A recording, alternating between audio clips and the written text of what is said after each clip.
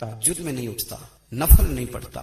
ओ मेरी मिल्लत के जवानों, मजा नहीं आ जाता जब सारी दुनिया सोई हो, सारी दुनिया, और बिस्तर भी गर्म हो और नींद भी पूरा गलबा कर रही हो, और अचानक घंटी बजे दिमाग में, आंख खुले, घड़ी पे नजर पड़े, 3:30-4 बजे का पैगाम घड़ी बताए, और कोई चढ़ती जवानी वाला उठ के वुजू करे, और जब वो मुसल्ला खोल के बिछाए तो मदीने वाले महबूब कहते हैं कि हर नमाज पे रब सवाब देता है, और जो उठ के तहज्जुद की नमाज पढ़े उसे देख के तो रब मुस्कुराता है, जो उसकी शान के लायक है, जो उसकी शान के लायक, वो मुस्कुराता है, खुश होता है कि मेरा बंदा तहज्जुद में उठ गया, वो मुस्कुराता है। काश हमारी सुबह कभी अपने मालिक के नाम हो जाए, काश के सुबह। हजरत अबुल हसन रहमतुल्लाह ताला अलैह हजरत माज इब्न जबल रदी अल्लाह ताला अन्हु के पास बैठा करते थे। फरमाते हैं उनसे जो प्यार बढ़ा तो फिर मेरा मुसल्ले से भी बढ़ गया। ताबिए फरमाते हैं सहाबी रसूल से मोहब्बत हुई तो जिक्र से भी हो गई, फिर दुरूद शरीफ से भी हो गई। मोहब्बत उनसे बढ़ी तो फिर अल्लाह ने मस्जिद का प्यार भी बढ़ा दिया। आप फरमाते हैं कि मेरी हर वक्त तबीयत चाहती थी कि बस अल्लाह अल्लाह करूं, बस अल्लाह अल्लाह करूं, बस ना मैं जरा थोड़ी जान छुड़ाऊं लोगों से, को 10 मिनट मिले तो मैं कुछ 4 नफल पढ़ लूं, मैं थोड़ा सा ना बचूं लोगों से, और मुझे तस्बीह मिले तो मैं ना कुछ 400-500 दफा इस्तिगफार पढ़ूं, सुभान अल्लाह, अल्हम्दुलिल्लाह, अल्लाहु अकबर, ला हौला वला कुव्वता इल्ला बिल्लाह, मैं ना तस्बीहात पढ़ूं।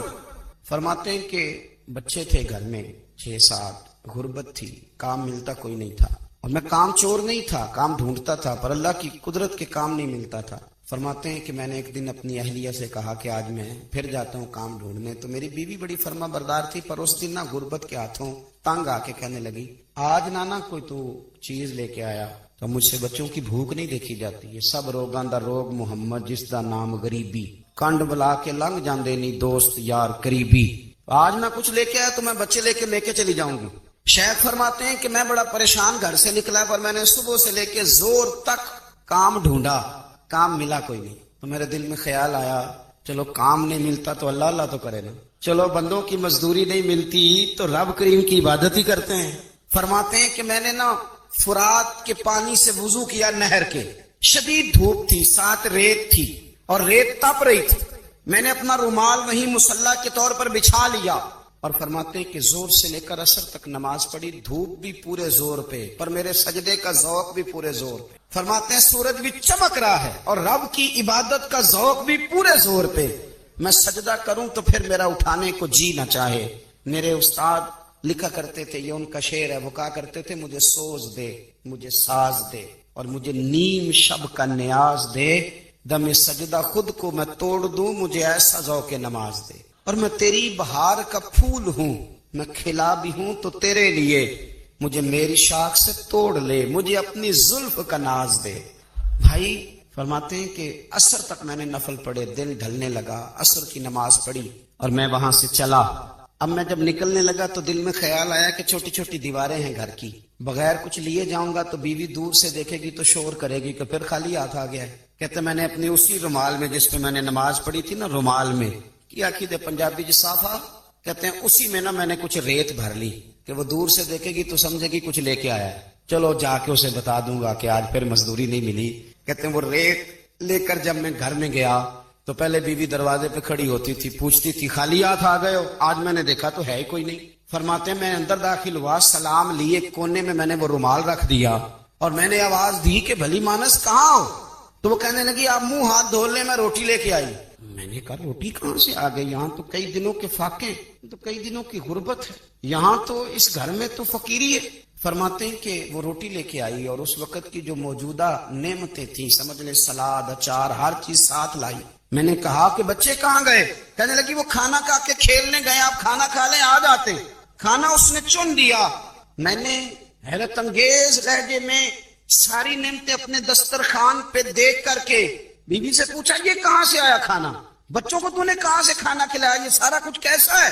कहने लगी पता नहीं आज आप किस करीम की मजदूरी करने चले गए थे, पता नहीं किस करीम की, मेरे घर में तो इतनी नेमतें आई हैं कि मुझसे संभाली नहीं जा रही, इतना अनाज है, इतना गंदुम है, किस करीम के दरवाजे आप चले गए थे। ये कहते कहते वो उठी और उठ करके कहने लगी पहले बड़ा कुछ आया था, अब क्या ले आए। और जा करके ना उसने वो रेत वाला रुमाल खोला, कहने लगे मैं तो लेके आया था रेत, तो मेरे रब ने उसे भी सोने और हीरे बना दिया था। جب آپ کی توجہ اللہ کی جانب، میرے نبی پاک صلی اللہ تعالی علیہ وسلم نے فرمایا ہر چیز اپنے رب سے مانگ، ہر چیز مانگ، ہر چیز مانگ۔ یا رسول اللہ کیا کچھ؟ میرے محبوب نے فرمایا تیرے گھر میں نمک بھی ختم ہو جائے تو وہ بھی اپنے رب سے مانگا کر۔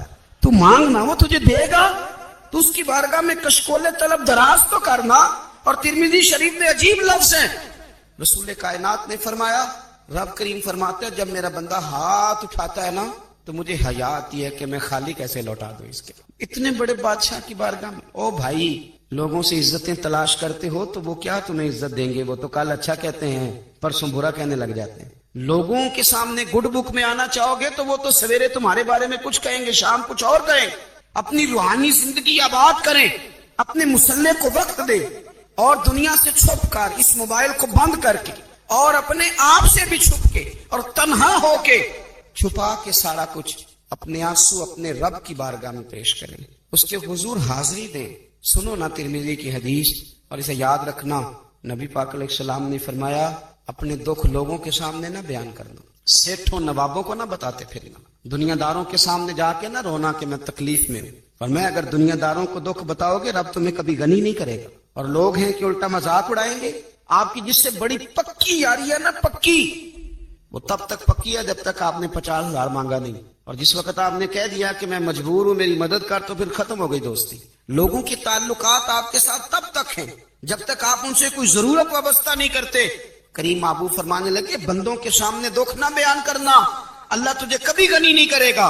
تو اپنے دکھ اپنے رب کو بتا، تو دعائیں مانگ، تو اس کی بارگاہ میں حاضر ہو، تو اس کے حضور عرض کر۔ فرمایا اپنے دکھ اپنے رب کو بتا، وہ جلدی کرے یا دیر سے کرے تجھے ساری دنیا سے بے نیاز کر دے گا، تجھے کسی کا محتاج نہیں رہنے دے گا۔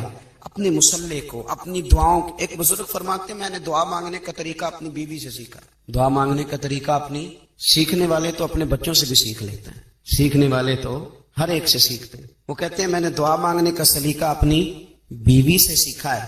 حضرت وہ کس طرح؟ فرمانے لگے میری بیوی نے نا مجھے کوئی کام بتایا، کچھ پیسوں کی ضرورت کے لیے کہا، تو میں نے اسے کہا کہ بھئی ابھی میرے پاس نہیں ہے، کچھ دنوں میں آتے ہیں تو میں دے دوں گا۔ عورتوں کی عادت ہوتی ہے وہ بار بار یاد کراتی ہیں، 2-4 دنوں کے بعد پھر اس نے کہا حضرت وہ میں نے کہا تھا کچھ پیسے، میں نے اسے کہا کہ ابھی میرے پاس نہیں ہے، کچھ دنوں میں ملتے ہیں تو میں تمہیں دے دوں گا۔ اس نے کچھ دنوں کے بعد پھر کہا حضور وہ میں نے کچھ پیسے کہے تھے۔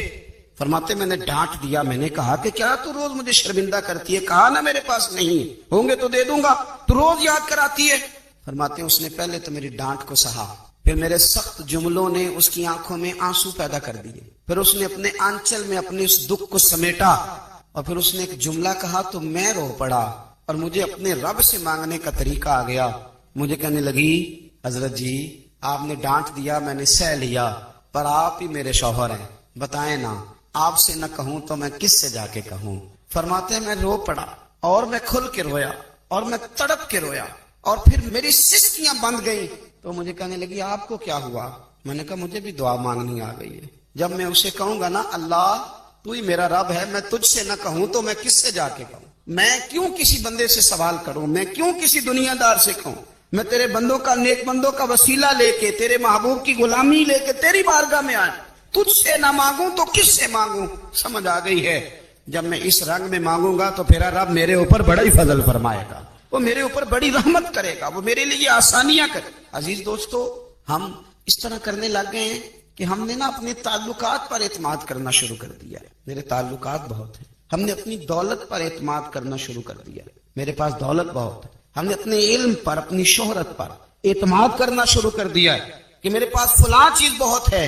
یاد رکھنا جب بے نیاز اپنی صفت بے نیازی دکھاتا ہے تو بڑی بڑی دولتوں والے مجبور نظر آتے ہیں۔ بھائیو جب انسان کا رشتہ اپنے مالک کے ساتھ ہوتا ہے پھر تو غم بھی کچھ نہیں کہتے، پریشانیاں بھی کچھ نہیں کہتی، پھر تو زندگی صبر والی، پھر تو زندگی توکل والی، پھر تو زندگی بھروسے والی، پھر انسان اپنے آپ کو رسوا نہیں کرتا، دنیا داروں سے امیدیں اس کی ختم ہو جاتی، امیدیں اللہ رسول سے لگا لیتا، مضبوط ہو جاتا ہے، مضبوط، طاقتور ہو جاتا ہے، خوددار ہو جاتا ہے، باوقار باعزت ہو جاتا ہے۔ حضرت بہلول دانا رحمت اللہ علیہ بیٹھے تھے تو ہارون رشید حج کر کے آ رہا تھا، تو رستے میں حضرت شیخ سے ملاقات ہو گئی، تو السلام علیکم کے بعد کہنے لگا حضور کوئی حکم ہو تو بتائیے گا۔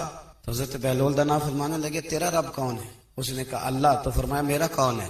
کہا اللہ. فرمانے لگے تو بڑا ہی بیوقوف ہے, کیا تو یہ سمجھتا ہے کہ رب ہارون رشید کو تو دے گا اور بہلول دانا کو بھول جائے گا؟ تیرا بھی وہی رب ہے, میرا بھی وہی رب ہے. اس نے اگر تجھے دے کے آزمایا ہے تو ہو سکتا ہے مجھے نہ دے کے آزما رہا ہو. جب اس کی حکمت کے تقاضے ہوں گے تو عطا کرے گا اور دے گا. تو جا اپنا کام کر. بھائی اپنی روحانی زندگی, اپنی عبادات, اپنے وظائف, اپنے روزمرہ کے معاملات, اپنی دعائیں, اپنا استغفار. دیکھو کوئی مشکل کام تو نہیں 2 رکوع ہیں سورہ واقعہ کے اگر رات کو پڑھ لی جائے تو. میں کس طرح یہ بات بیان کروں کہ تعویذ بانٹنا آسان ہے اور وظیفہ بتانا مشکل ہے. سارا دن تعویذ بانٹیں تو لوگ لینے کو تیار ہیں, اور اگر آپ وظیفہ بتائیں تو کہتے ہیں تو مشکل کام ہے. او خدا کے بندے, اگر آپ کا تعلق قرآن پاک کے ساتھ مضبوط ہو, قرآن پاک کے ساتھ اگر آپ کا رشتہ ہو, لوگ سفارشیں ڈھونڈتے ہیں نا دنیا میں, کوئی تعلق مل جائے تو میرا کام ہو جائے. دنیا میں اتنا مشکل معاملہ ہے, آخرت میں مجھے بتائیے گا کتنا مشکل معاملہ ہوگا. میرے نبی پاک صلی اللہ تعالی علیہ وسلم نے فرمایا جو لوگ سورہ ملک پڑھا کرتے تھے نا, سورہ ملک, یہ سورت ملک قیامت میں ان کی سفارش کرے گی, اور اس طرح کرے گی کہ کہے گی اے اللہ یہاں اس بندے کو جنت میں داخل کر دے یا مجھے قرآن پاک سے علیحدہ کر دے. تو رب فرمائے گا جا اس کا دامن تھام کے اسے جنت تک پہنچایا. آپ بات کو سمجھیں, جب آپ کے تعلقات اپنے معاملات کے ساتھ مضبوط ہوں گے, یہ نبی کریم نے وعدہ کیا ہے کہ تو سورت واقعہ پڑھ تیرے گھر میں فاقہ نہیں آئے. حضرت عبداللہ ابن مسعود رضی اللہ تعالیٰ عنہ بیمار تھے تو حضرت عثمان غنی رضی اللہ تعالیٰ عنہ تیمارداری کے لیے تشریف لے گئے اور جا کر کے کہا کہ آپ بڑے بیمار ہیں, آپ کی بیٹیاں زیادہ ہیں, میں چاہتا ہوں کہ خزانے میں سے کچھ مدد کروں. تو سیدنا عبداللہ ابن مسعود رضی اللہ تعالیٰ عنہ اٹھ کے بیٹھ گئے اور کہنے لگے امیر المومنین, اللہ آپ کو میری طرف سے, میری بیٹیوں کی طرف سے بہتر صلہ دے. میری بیٹیوں کو کسی خزانے کی ضرورت نہیں, میں نے انہیں خزانہ دے دیا ہے. کہا جناب آپ نے کون سا خزانہ دیا ہے, میں آپ کے مالی معاملات کو جانتا ہوں. تو فرمانے لگے امیر المومنین, میرے نبی کریم نے فرمایا ہے جو سورت واقعہ پڑھے اسے کبھی فاقہ نہیں آتا. میں نے بیٹیوں کو یاد کرا دی ہے, یہ خزانہ میں نے انہیں دے دیا ہے. وہ سارے والدین سنیں جو بیٹیوں کے لیے پریشان رہتے ہیں. حضرت عبداللہ ابن مسعود نصیحت کر رہے ہیں, فرمانے لگے میں نے سورت واقعہ یاد بھی کرا دی ہے, پڑھنے کی عادت بھی ڈال دی ہے. حضور نے فرمایا ہے جو سورت واقعہ پڑھے اسے فاقہ نہیں آتا. کہنے لگے چاند تو اپنی جگہ چھوڑ سکتا ہے, سورج گر سکتا ہے, تارے ٹوٹ سکتے ہیں, پر مدینے والے رسول کی بات غلط نہیں ہو سکتی. حضور نے فرمایا فاقہ نہیں آئے گا تو انشاءاللہ کبھی بھی نہیں آئے گا. کرنے کا کام یہ ہے کہ ہم اپنے معاملات, اپنی عبادات, اپنی دعائیں, کبھی 10 منٹ عادت ہو جائے نا دعا مانگنے کی علیحدہ سے رات کو. حضور نے فرمایا جو فرض نماز کے بعد دعا مانگے اللہ اس کی قبول کر لیتا ہے. نبی پاک صلی اللہ تعالی علیہ وسلم نے فرمایا اللہ مسافر کی دعا قبول فرماتا. حضور نے فرمایا اللہ مظلوم کی دعا قبول فرماتا ہے. حضور نے فرمایا بیمار سے دعا کراؤ اللہ اس کی دعا قبول فرماتا ہے. میرے نبی پاک نے فرمایا ماں باپ جب بھی اولاد کے لیے ہاتھ اٹھائیں, ویسے تے بلے شاہ تو آسمانی اڑ دیا ہی پھڑ دیں, جہاں گھر بیٹھا انہوں پڑے گا ہی نہیں. حضور فرمانے لگے ماں باپ جب بھی اولاد کے لیے دعا فرمائیں اللہ ان کی دعا کو قبول کرتا ہے. آپ اپنا تعلق بنائیں دعا کے ساتھ, عبادت کے ساتھ, مصلی کے ساتھ رشتہ بنائیں, استغفار پڑھیں. صلاح الدین ایوبی صلیبی جنگوں میں تھے, رات کو مسجد اقصی میں نماز پڑھی تو پریشان تھے. ایک بزرگ سے ملاقات ہوئی تو وہ کہنے لگے کہ آپ بڑے پریشان ہیں. کہنے لگے حضور پریشان اس لیے ہوں کہ پہلے ہی مسلمان کمزور ہے, اب میں نے سنا ہے دشمن کا ایک بحری بیڑا وہ جنگی سامان سے بھرا ہوا آ رہا ہے, تو اب ان کے پاس اور تلواریں اور نیزے آ جائیں گے, مسلمانوں کے پاس پہلے ہی وسائل کی کمی ہے, پریشان ہو کس طرح کر کے مقابلہ کریں گے. یہ بات کہتے ہی صلاح الدین ایوبی نے بزرگوں سے کہا حضور آپ بھی دعا کرنا, دعا کی بڑی طاقت ہے. میرے نبی پاک نے فرمایا دعا مومن کا ہتھیار ہے, دعا مومن کا. حضور نے فرمایا تقدیر کو سوائے دعا کے کوئی چیز نہیں بدل سکتی. دعا مومن کا ہتھیار ہے, یہ کافر کے پاس کوئی نہیں, یہ ہتھیار ہے مومن کا. اللہ کرے آپ کو سمجھ آئے, پھر سنیں کئی بار کہہ چکا ہوں یہ ہتھیار ہے. کافر کے مقابلے میں جو تیرے پاس سب سے بڑا ہتھیار ہے وہ دعا ہے. دعائیں کرانی چھوڑ دی, کرنی چھوڑ دی, لینی چھوڑ دی. حضرت سیدنا انس بن مالک رضی اللہ تعالیٰ عنہ فرمایا کرتے تھے میں نے وہ رنگ دیکھا ہے جب حضور دعا مانگتے تھے اور حضور کی مقدس آنکھوں میں آنسو بھی ساتھ ہی بہا کرتے تھے, میں نے وہ انداز دیکھا. تو صلاح الدین ایوبی بزرگ سے کہنے لگے آپ بھی دعا کیجیے, اور خود رونے لگے اور سر سجدے میں رکھ کے رونے لگے, اور عشاء سے لے کر فجر تک روئے, خوب روئے. صبح وہ بزرگ آئے تو صلاح الدین ایوبی کا خوبصورت اور ہنستا ہوا چہرہ دیکھا. کہنے لگے آپ بڑے خوش ہیں، رات تو میں نے بڑے روتے ہوئے دیکھا تھا. تو کہنے لگے حضور وہ جو بحری بیڑا آ رہا تھا نا وہ پانی میں ڈوب گیا ہے، اب وہ نہیں آ رہا، ابھی خبر آئی ہے تو میں بڑا خوش ہوں. بزرگ کہنے لگے اٹھ سینے سے لگ اور سن ایک بات، وہ بحری بیڑا پانی میں نہیں ڈوبا، وہ تیرے آنسوؤں میں ڈوب گیا ہے. وہ جو تو رات رویا ہے نا رب کریم کی بارگاہ میں تو وہ ڈوب گیا ہے. بھائی اپنا مصلے کا، عبادت کا، وظائف کا، اللہ اللہ کا سلسلہ اس کو مضبوط کرے، اپنی دعاؤں کے تعلق کو مضبوط کرے. دعائیں بڑے انقلاب برپا کر دیتی ہیں. ہم تھوڑے تھوڑے نا جب سے خشک ہوئے ہیں نا، خشک، اور میری تو جماعت ہی صوفیاء کی جماعت تھی. ہم تو داتا علی اجمیری کی جماعت سے، ہم تو خواجہ اجمیری کی جماعت سے، ہم تو شیخ احمد فاروق سرہندی کی جماعت سے، ہم تو صوفیاء کی جماعت. ہماری جماعت نے بھی وہ تعلق جو ہمارے بزرگوں نے بنایا. بزرگ اللہ کے قریب کیسے جاتا ہے؟ تو ہمارے یہاں نا بہت سارے لوگ کہتے ہیں جی نظر ہو گئی تو کام ہو گیا. بھائی جو بخاری مسلم میں طریقہ ہے نا اللہ کا قرب پانے کا وہ تو نفل ہے.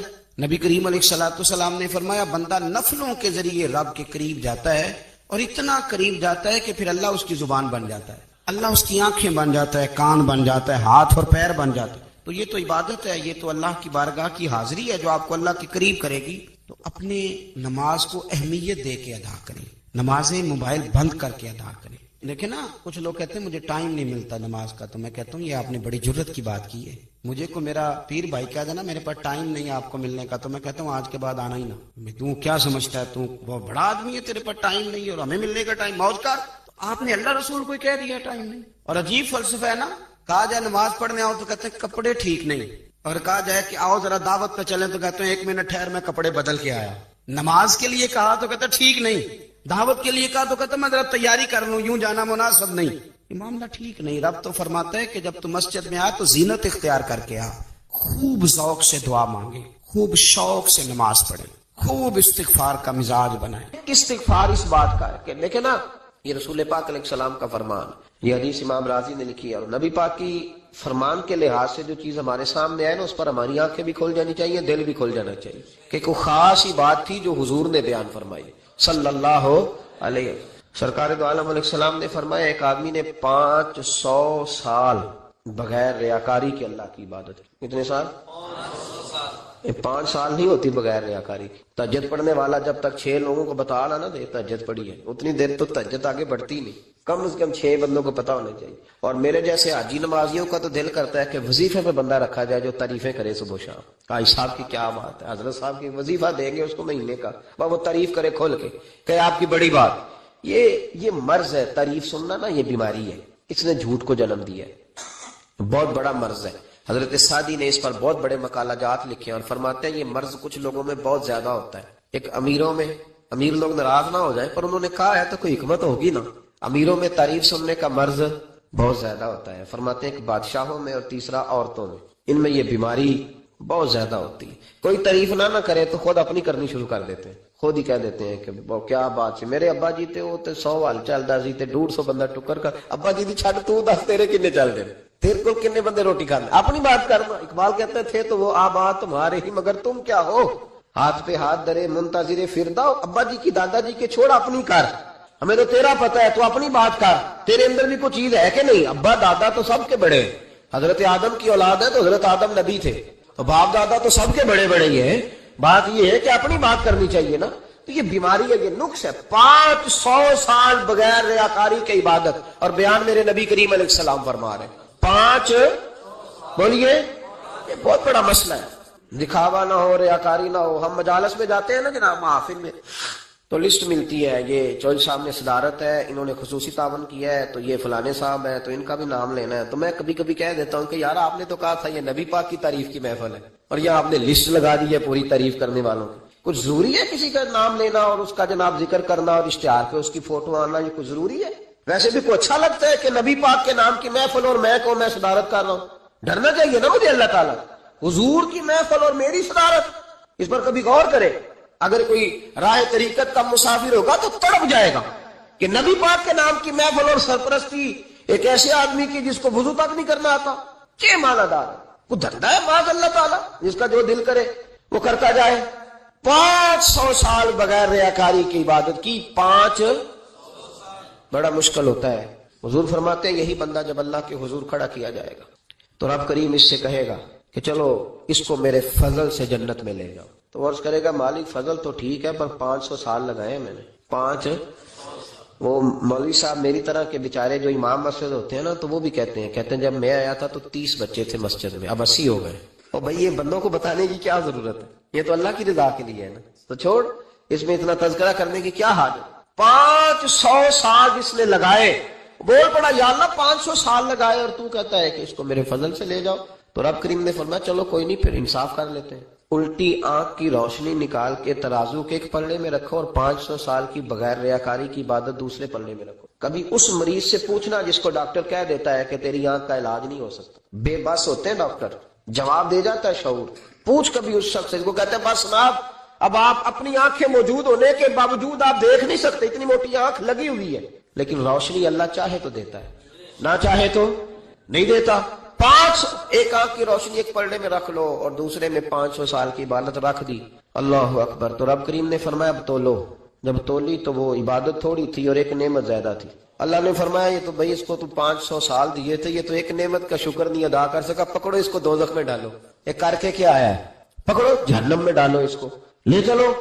ترمذی شریف کے لفظ ہے، نبی پاک نے ہمیں سمجھایا اور ایک جملے میں ساری بات ختم کر دی۔ حضور فرمانے لگے تو اللہ کی تھوڑے دیے ہوئے رزق پہ راضی ہو جا، وہ بھی تیری تھوڑی عبادت سے راضی ہو جائے گا، اور اگر تیرا پروگرام ہے نا لمبی چوڑی جائیداد ہوگا تو پھر سجدے بھی لمبے کر، پر لمبے کر میں تو بھی۔ یہ کیا بات ہوئی، یہاں جتنی دولت بڑھتی جاتی ہے عبادت سکڑتی جاتی ہے، وقت ہی نہیں، ٹائم ہی نہیں، یہ بڑھا پھر۔ تو جب دوزخ میں جانے لگا نا تو پھر خیال آیا، تو حضور فرماتے استغفار کرنے لگا، کہنے لگا اللہ میں بھول گیا تھا، اللہ مجھے غلطی لگ گئی، استغفار کر رہا۔ تو جب اس نے استغفار کیا تو رب کریم تو پہلے ہی بڑا قبول کرنے والا ہے، یا اللہ میں بھول گیا، تو فرمایا چلو جو استغفار کرے اسے تو میں ویسے ہی معاف کر دیا کرتا ہوں، اسے بخش دو، اسے میرے فضل سے جنت میں لے جاؤ۔ پہلا استغفار ہمارے بزرگ نے ایک مراقبہ کراتے تھے، مراقبہ ان فی خلق السماوات والارض واختلاف اللیل والنہار لآیات لأولی الالباب، مراقبہ ہوتا تھا اللہ کی نعمتوں پر غور کرنے کا نام۔ تو اکیلا بیٹھ، گردن جھکا اور غور کر خدا کا فضل کتنا ہے اور میری اس میں محنت کتنی، اس کا شمار کر۔ اس طرح کر کے 2 خانے بنا، ایک خانے میں اللہ کی نعمت رکھ اور دوسرے میں پھر اپنی محنت رکھ، اس کو کہتے ہیں مراقبہ۔ یہاں سے مراقبہ سٹارٹ ہوتا ہے، اور اگر تو شکر ادا کر رہا ہے تو پھر ٹھیک ہے، ورنہ پھر استغفار کر، پھر اللہ کے حضور معافی مانگ، پھر اس کے حضور آہوزاری کر، پھر اس سے کہہ کہ وہ معاف کرے، استغفار، اللہ کی رحمت نازل کر۔ ایک ہوتا ہے خوف، ایک ہوتی ہے خشیت۔ خوف والے لوگ توبہ کرتے ہیں، خشیت والے استغفار کرتے ہیں۔ ایک ہوتا ہے خوف، ایک ہوتی ہے خشیت والے استغفار کرتے ہیں۔ نبی کریم علیہ السلام نے فرمایا میں دن میں 100 مرتبہ استغفار کرتا ہوں، دن میں۔ توبہ والا کہتا ہے کہ میں بھول گیا تھا، مجھے معافی مل جائے، اور خشیت والا کہتا ہے میرا یار ناراض نہ ہو جائے، وہ استغفار ہی کرتا رہتا ہے، وہ معافی مانگ۔ حضرت رومی نے مثال دی ہے، فرماتے ایک عورت تھی تو بھیک مانگا کرتی تھی، ایک دن بادشاہ کے دروازے پہ بھیک مانگنے گئی تو بادشاہ کو پسند آ گئی، اس نے نکاح کر لیا۔ 20 کنیزائیں اس بی بی کے پاس تھی خدمت کرنے کے لیے، روٹی دینے کے لیے، کپڑا دینے کے لیے، لیکن وہ ہر وقت روتی رہتی تھی، ہر وقت روتی۔ ایک سمجھدار کنیز کہنے لگی کہ ملکہ اب تیرا درجہ بہت بڑا ہے، تو ہر وقت روتی رہتی ہے، معافیاں ہی مانگتی رہتی ہے ہر وقت، کون سی ایسی نعمت ہے جو تیرے پاس نہیں؟ تو وہ کہنے لگی اس لیے تو روتی ہوں۔ کیا مانا؟ کہنے لگی اس لیے روتی ہوں کہ میں اس قابل نہیں تھی جو مجھے مل گیا، کہیں میرے سر کا سائیں ناراض نہ ہو جائے، وہ کہیں بگڑ نہ جائے، مجھے پتا ہے کہ میں کیا تھی اور مجھے کہاں تک پہنچا دیا، میں روتی اس لیے ہوں کہ کبھی کہیں وہ ناراض۔ حضرت عمر اس لیے روتے تھے کہ کہیں مصطفیٰ ناراض نہ ہو جائے، حضرت ابو بکر اس لیے تڑپتے تھے کہ کہیں اللہ کا فضل روٹھ نہ جائے۔ یہ جو مولا علی اپنے کمرے میں بیٹھ کے زور زور سے استغفار پڑھتے تو اس لیے نہیں کہ بڑے پاپ تھے جن کی معاذ اللہ معافی مانگتے تھے، اس لیے کہ رب رسول کہیں ناراض نہ ہو، خشیت تھی کہ جہاں ہم پہنچے ہوئے کہیں وہاں سے واپس۔ استغفار بندے کی اللہ سے صلح کرا دیتا ہے، بندے کی رب سے صلح ہو جاتی ہے جب استغفار۔ دیکھیں نا بڑی سادی سی بات ہے کہ 2 بھائی ناراض ہو تو بڑا کہتا ہے اس نے میری بے ادبی بڑی کی، تو چھوٹا اگر پاس آ جائے اور پیر پکڑ لے کہ چل یار معاف کر دے، تیرا بھائی نہیں۔